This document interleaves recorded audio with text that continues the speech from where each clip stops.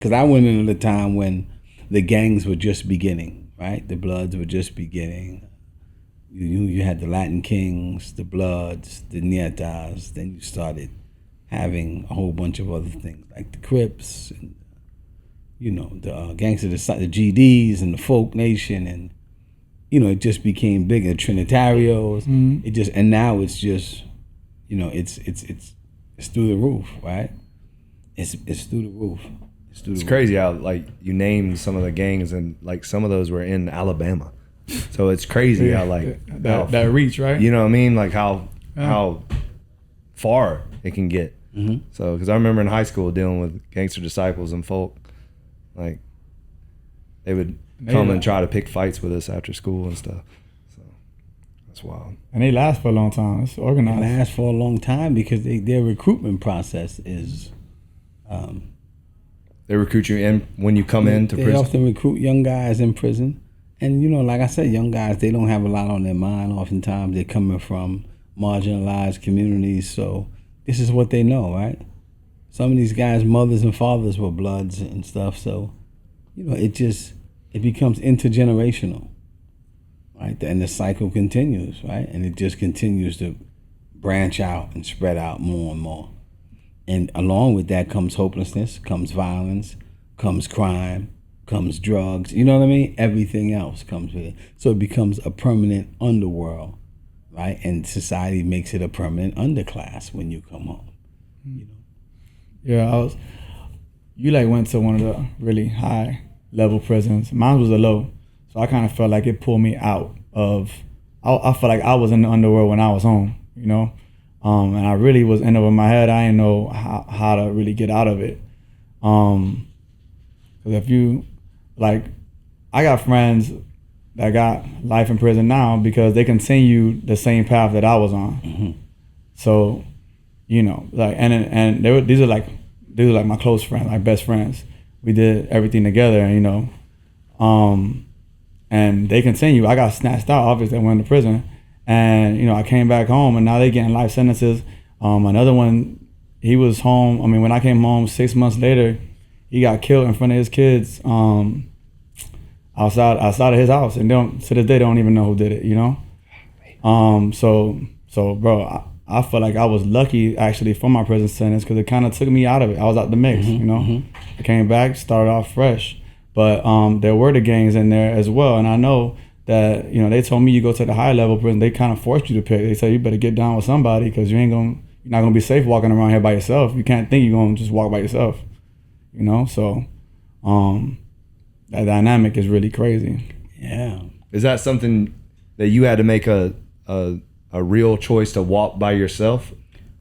Yeah, there were a few guys like myself that will always remain neutral. Never been in the gang, never joined the gang, anything like that. Of course, you have your challenges, right? Because I know all the guys that essentially started or were second in command at some point in some of those, some of the different factions and stuff like that. But you just make a conscious decision, man, to live a certain way. And for me, it was just conducting yourself like a man, right? And letting guys know this is where you stand, this is who you are, and this is how you move, right? And it comes a time where you're gonna have young people say, "Yo, man, how can I get in school?" I always see you because somebody's always watching you. That's what I learned. Somebody's always watching. Yo, I like how that guy moves.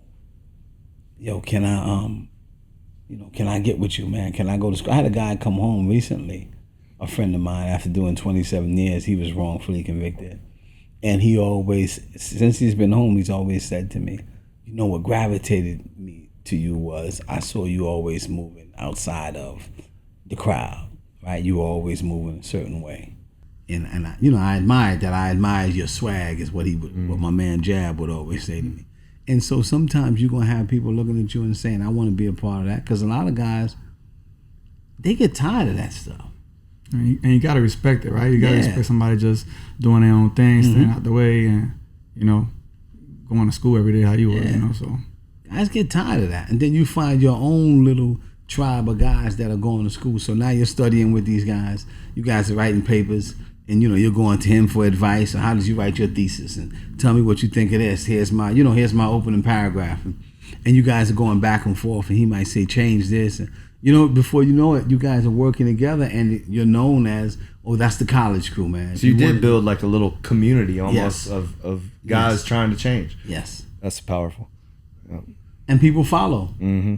You know, and people follow. And even today, quite a few of those guys are home, and they're all over the place. My friend Lawrence, he's working at the Marshall Project, which is a big journalist project company, a nonprofit out in New York, out in D.C. I think they're in a few places. You know, you got my friend Jermaine Archer, who taught himself several languages while he was in prison. John Adrian Velasquez, JJ, Okay. you know, who's working with the Frederick Douglass Project.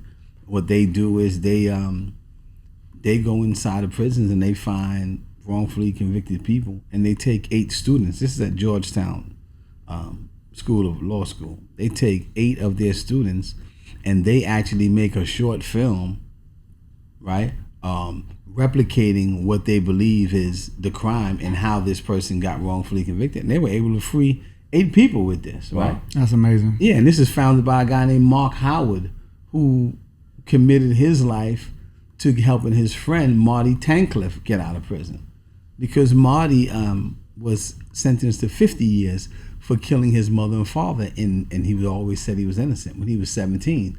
And it took him maybe 18, 19 years, and Mark Howard grew up with him, went to law school, became a lawyer, and literally helped Marty Tancliffe get out. Wow. And now they're at the Georgetown, you know, Prison and Justice Project together, and they're hiring former guys like JJ, work with them, and they help other people get out of prison. Right? And this guy's like, he's global, because he goes to see people in Ohio on death row and everything. So, you know, it's just, you got a few guys that have become involved in this because somebody they love were impacted by it. So it's proximity, right? The closer you are to the problem, the more you're like, hold on, man, this has to change. This has to be different. This can be better. I gotta help, you know? And it's how Dan became so committed, right? It's how Mark Howard became so committed, because proximity to mass incarceration, proximity to the problem, usually allows you to have some insight or into how you can help solve it or how you can have an impact. Since prison is such a business, Mm-hmm. right? Do you feel like is it possible to change the prison system, or is it something you have to kind of like navigate? You see what I'm saying? Yes. Like, because unfortunately the people that are setting up these prisons, I mean, it's an obvious money maker. Oh, it's a money maker. Like massive money maker. And that's a good question. I think the first thing you have to do is you have to remove private money from private prisons, right? The privatization of prisons. That's the worst thing that could have happened. That's the worst thing that could have happened. I mean, there's actually a documentary called Kids for Cash. Wow. Pennsylvania, 3-4 judges, you know, they worked out a deal with the guys that own the private prisons, and their job was to keep the prisons at 80% capacity full, right? And so that they can get a kickback. These judges got millions of dollars for sending juveniles in, and what happened was one young kid, he was about 15 or 16 years old, he was a wrestling champ in high school, and when he was arrested and, you know, and locked up for a minor infraction, he killed himself. And his mother was blown away, and she was like, I don't understand why he was even in an institution for such a minor thing. And thus started the investigation, right? Because the mother's, you know, her cry, her proximity, you know, her closeness to the proximity. So her cry for it revealed that these 3 judges were getting huge kickback. You know, you talk about tens of millions. It's called Kids for Cash. If you ever get a chance, it's something worth watching. There's another documentary that I thought you were talking about, and where I thought of that question is, there's a documentary on the amount of money that these private prisons are making and how it was set up on purpose. Like the school to prison pipeline type of thing, right? Yeah. So once you start removing the money out of these institutions, you're talking about, America spends like $80 billion a year on prisons. Rikers Island right now, to keep one person on Rikers, because of the way that it is, the complexities of Rikers Island right now, you can't imagine how much it costs to keep one person on Rikers for a year. You're talking over $400,000 right now today. One person, which can send several of us to Harvard University. Right? You're talking about well over 400. That doesn't even make any sense. It makes absolutely no sense. It makes absolutely no sense. And then the cheap labor In Auburn, Auburn is the first maximum security prison in New York State.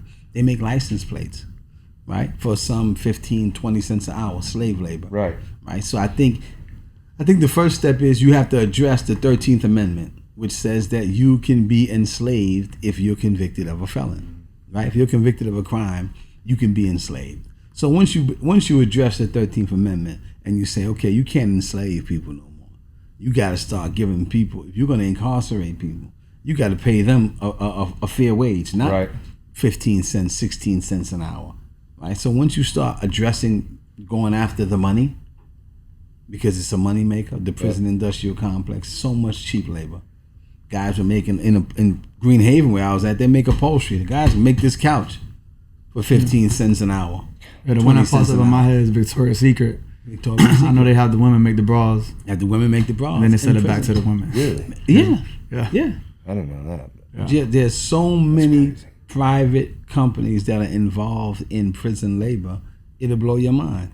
Mm-hmm. Right? And I think that's the first thing you got to do is identify the companies that benefit off of this, and then start putting our money in their pockets. You know? Yeah, that prison labor, it has to end. Right? And you have to address that 13th Amendment. That's how you begin to remove the money. Right? Could you imagine how they literally save tens, if not hundreds of millions a year because Auburn makes the license plates. Right. Right? If they had to hire the average person on the outside to make these license plates daily, working in a factory, you got to pay them minimum wage as opposed to paying a guy in Auburn 15 cents. Right? During the pandemic, Governor Cuomo at the time, he got on TV and he says, listen, we got New York State hand sanitizer. The prisoners were making it. He was selling he had to come back, he had to retract because he wasn't allowed to sell it. Prisoners in a prison called Comstock, Great Meadows, they made the hand sanitizer for the whole New York State. Literally, you're talking about for 20 cents an hour, and he was on TV, Governor Cuomo. And you can probably Google it and see it. He was on TV with New York State hand sanitizer. Trying to be the hero. He was selling it. That prisoners that were enslaved making in Comstock. Right? So when you start dealing with that, like I said, they make chairs, benches, upholstery. Like they have all these shops inside of these prisons. Right? And sometimes you have guys that are convicted for some serious crimes, and they become the clerk, the tool clerk. So they walk around with a belt that has a scissors, a screwdriver, and everything on it, right? And I've been in prisons, Green Haven, where one of the tool clerks happened to be a little bit psychotic, and he thought a friend of mine's named Motul, who was wrongfully convicted as well, he stabbed him. He almost killed him, a quarter of an inch from his lung. And this guy wound up getting exonerated about 10, 15 years later because he was wrongfully convicted, but he almost lost his life in the process. You see? So you got to remove that money out of there. Right. Yeah, in order to change it. And I think Legend made a good point. The only way to do that is to take away, for us as consumers, to not support the people that are part of the problem. That's right. So, but so many people don't know. So the awareness has to be there. You have to know that a Victoria's Secret or this industry is attached to prison labor. Yeah, you got to care enough. You got to care enough to do the work and figure out who these companies are, figure out who to vote for, who actually has our interests. So it's a lot. People, if you don't care, you're not gonna do the work. Until it really hits home for you, that's when you start caring. That's right. You got to become and there's a lot of it now, what they call a conscious consumer. I started to read more about that later on. You got to become a conscious consumer. Yeah. Right? And be conscious of what it is that you're consuming, what you're buying. All right? So you pick up a Legacy water. Where does this water come from? Right. Or Legacy Gym. All right, what is Legacy Gym about? Right. Or they got guys like Legend Tarver working there, who also has a nonprofit, who also gives back to the community. Oh, we want to support this Legacy water. Right. There's a story behind it. And you understand the social impact that Legacy Water is having. Yeah. And NDOA is still actually about to give 1% of their profits towards second chance organizations. You see? No. We give gross 1% of gross revenue. Okay. So there's a big difference. No, and I say that, I emphasize that because a lot of companies say profit, Okay. and they actually don't profit. So then they're not really giving to charity. So overall gross revenue. Yeah. We're giving actual gross revenue, 1% of our gross revenue before profits to second chance programs. So we're very proud of that because it is making a difference. And Absolutely. like this year was specific to 300 letters. So, and another thing too is what you said, being conscious. Like we started No Days Off Water for the planet, like, and for our bodies, because there's so much plastic in the environment, and then there's so much plastic now in our bodies. So it was very intentional with addressing a problem. So I think that's such a great point, is that you got to start to pay attention. Like, is the company actually making a difference beyond a product? That's right. You know, so Because everybody's selling something now. So like, you got to be, who do we support really? Like, what do you stand for? well, we've gotten to the point now that we buy solely based on convenience instead of based off of like a conscious decision. I'm gonna support this company. It's all about how fast can I swipe. Can I get it off Amazon? Can I get it off of Shein? Can I get it off of this and that? And you don't realize that you got slave labor with kids, with prisoners, with all this stuff. So you got to take a deeper dive and have some integrity about what you're spending your money on. Yeah, and if it means driving or traveling an extra mile or two to Yeah, it go might get inconvenience legacy you a water, little it may bit, right. inconvenience you a little bit, but it's going to benefit you in the long run. Yep. Because, like you said, the plastic is it's out of this world with It's the plastic. crazy. They're coming out with a documentary called Plastic People. So there's literally, instead of crack babies, there's plastic babies being born because of how much plastic we're consuming. And all of these, the vast majority of water companies are in plastic. Yeah. So even the hard plastic that gives off plastic into your body too. Even box water, even some cans have plastic liners. I heard about that. So you have to have even if you're using aluminum, you have to have a BPA free lining. So it's and then all this box water is a joke because it's all lined in plastic. Okay. So it says environmentally friendly, and then anything you see that says 100% recyclable is not true. Plastic is about, I think it's like 3 to 6%. I mean, don't quote me on this perfectly, but around that. And then the cool thing about aluminum is it's 100%. It's infinitely recyclable. So to this date, there's still like 70-something% of aluminum still in circulation in the world. So it's a really good, it's an actual recyclable, component. So that's why we chose that. And then also to the water, what's put into the can is very intentional, because a lot of the waters out there are full with toxins and metals and PFAs. And so we're very intentional with stripping out all the bad and then putting in the good, and then having a really solid water that we also third-party test to make sure the quality is there and things like that. How far reaching is your water right now? So we launched a year ago. It took about 2 years to develop, and then we launched a year ago, and we're in about 500 plus stores now, and we just signed major distribution deals, so that will increase this year. But we did launch on Amazon, so that was our national distribution, and we sold in every single state in the U.S. and Puerto Rico and Canada and Mexico in the first 3 months. So we sold in every single state, and Mexico, Canada, and Puerto Rico, which is kind of cool. Oh, so I can get legacy water anywhere in New York for the most part. Yeah, well, and we're about to sign with I don't know if I'm supposed to say this, but I won't say the name. We're about to sign with a New York distributor too. So we'll be coming to New York soon. Worldwide takeover. Yeah. Yeah, that's But you can get awesome. it on Amazon now. Yeah, that's awesome. Yeah. You can get it on Walmart.com too. You went from gyms So to water. that's where we got to how start. we It's did all that. about health is wealth, right? Yes. all the way Health around. is wealth. Well, you look at what happened with me is you look at the cooler every day. Come to work and you look at the cooler every day and you're like, man, I got all this stuff. I need to own something in this cooler. And so that's where it kind of stemmed from. So, because like CrossFit, when CrossFit became CrossFit, I mean, they should have been a $10-20 billion company. But they didn't really maximize everything that came out of CrossFit. So if you think about CrossFit, you think about Rogue, Fit Aid, Whoop, all this stuff. all this stuff that came, all the there's so many apparel lines that came out of all these athletes. A lot of the athletes are making more money than CrossFit.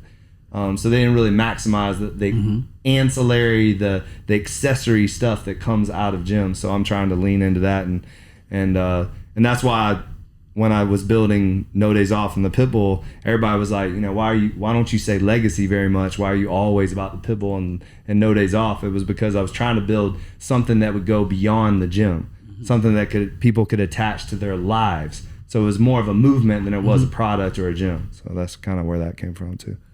So. Well, I'm in New York. Let me know how I can support, man. How I can be a part of what you're doing. Yes, sir. Well, I say this. I mean, it's like we need to help each other, because to me, we gotta blow you up, because you have something real to say and a real message out there and a real experience. And then it's straight No Days Off. Like it's literally everything you say is about No Days Off. So yeah, I would love to help you. So absolutely, yeah, help each other. You work with a liquor, right, too? My friend is he's in Parkland. Yeah. He has the Elia 625 named after his grandmother. Yeah. A Jamaican rum. Elia. So my business partners are Jamaican. Yeah. Yeah.